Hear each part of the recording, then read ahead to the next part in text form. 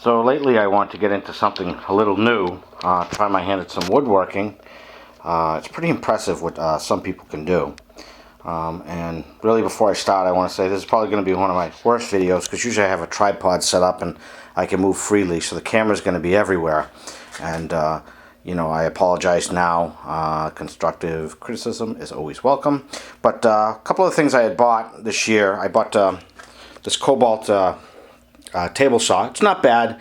I couldn't justify the $600 for the better DeWalt, and this one was $280. It was on sale for $200. Had a $20 coupon. I picked it up for $180 plus tax. So I messed around with that a little bit.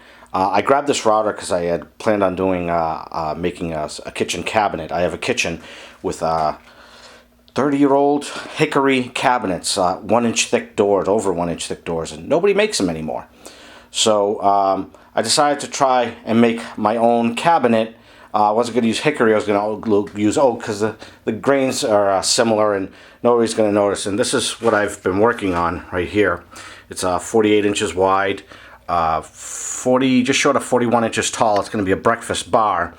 With a secret, as I call it. And that was done with basically this table saw, a circular saw, my Ryobi kit. This is 13 years old. This top here flips open, and there's a miter saw on top. It's really nice. I got the collection of Ryobi tools. Not the best in the world, but you know what? For the weekend warrior, it's more than adequate. I haven't had any real problems. But I wanted a router table, and one thing, as you continue to stare at this Bosch, is that all the router tables out there, there's always a compromise or something, So, it's either $120 and it's crap, or it's $500 and I don't have the room for it. As you can see, I'm working out of a one-car garage, not even that, it's cut in half. And if I could do it outside, I would. But that's really not the case here. So it's I always shop at Lowe's because they're right near me. You get 5% discount. But I had to run into Home Depot to pick up some Craig screws, some fine screws to build this cabinet here. And I was walking up the aisle, and I saw this. It's this Husky Workbench. And I noticed there's a bonus, router plate, included. And I was like, what? So I said, well, how much is it? Couldn't find the price. Went up to the register, $70. I said, you know what? I'll buy it, and if I don't like it, I'll return it.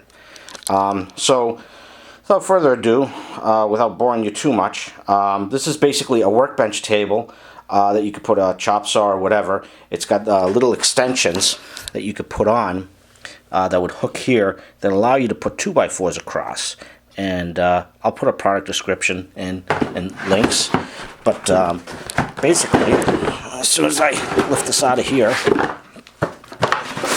what you got is this router table. Now, this is pretty much the first time for me opening this up. So I know standard router plates are like 9 1/4 by 11 3/4 maybe. And I know Rockler, they're a little different. So this one here is about 8 1/4. So this is kind of Rockler standard sorry, my free tape measure here, by 11 3/4. So this actually uses the Rockler standard. The standard is 9 1/4, where again this one, as I showed, I don't know if you saw it on the tape measure, this one is 8 and, sorry guys, I know you hate me already, 8 1/4. It looks like it's made to hold various amounts of routers here, and I'm pretty sure that the Bosch one was listed. It's also got that ring that some people tout. And what it does is you just kind of strap, and again, this is just more of a preview, not a review. You kind of just strap a piece of wood on it, and get these clamps. I think I paid $2 for these at Home Depot during the holidays, or as we like to say, Christmas. Just get these clamps, you slide them on here, grab a piece of wood, whatever hardwood.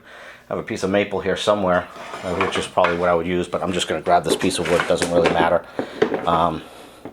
and kind of kick that in place to hold it, but whatever, it's not a big deal. The point is you could see where I'm getting at with this, where, see, and this is why I always always mount this stuff on the table. So, again, you guys are going to say, what the hell? So, router table, you know, you just slide this back and forth however you need it. Now, the legs don't fold out. They actually snap in to the back here. So you just press a button here, it releases the leg, pop in the 4 legs. They claim 1,500 pound capacity. I don't know if I believe that. It's also got a pull-out handle right here, which is nice. And this here holds the L brackets that'll kind of lip onto the side here and allows you to make a much bigger work surface. Again, this isn't a review. This is more of a preview because I've never seen this in Home Depot. Never saw it listed on site till really the day I picked it up. So what I hope to do is mount my new Bosch router here onto that and see if this plate actually sags. And what I could do, if you'd like, of course you'd like, is hopefully without losing any screws, I'm going to pull out the plate here.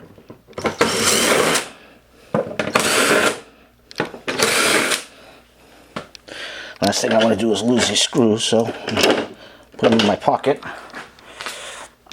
Pull this plate out, and here's the plate. I got crap everywhere. It's probably an accident waiting to happen. My sleds that I made for the bench here, and this is I can't even hold it steady. It's a little over 3/8. But what's even better is I'll go out and grab one of my cheapy tools here.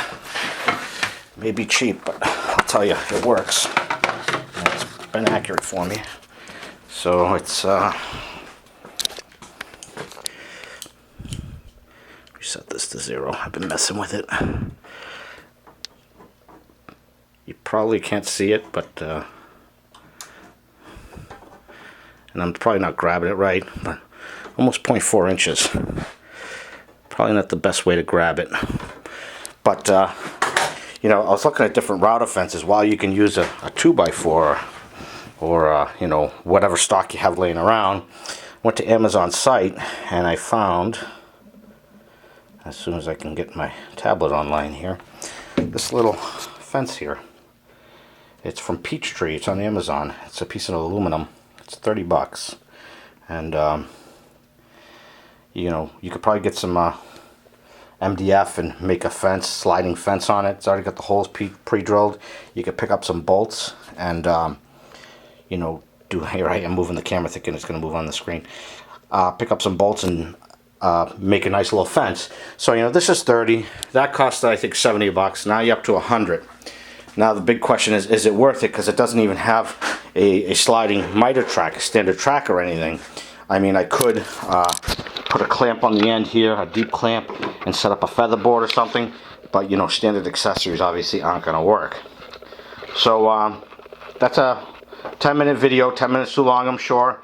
Again, this is kind of more of a preview of what this is, and like I said, if I don't like it, I can either return it, or you know, maybe I find another use for it. You know, you can't use enough. One thing I found is you can't have enough clamps, and you can't have enough things to stick things on. I only have one set of horses right now. I picked up another set on sale. They were out of stock, but I bought them $15 for Blue Hawks, whatever they are, special on Father's Day. So if you have any questions about it, or if you have anything you'd like to ask me to test out on this, just let me know, and we'll talk to you soon. Again, sorry about the shaking camera. Talk to you soon. Bye.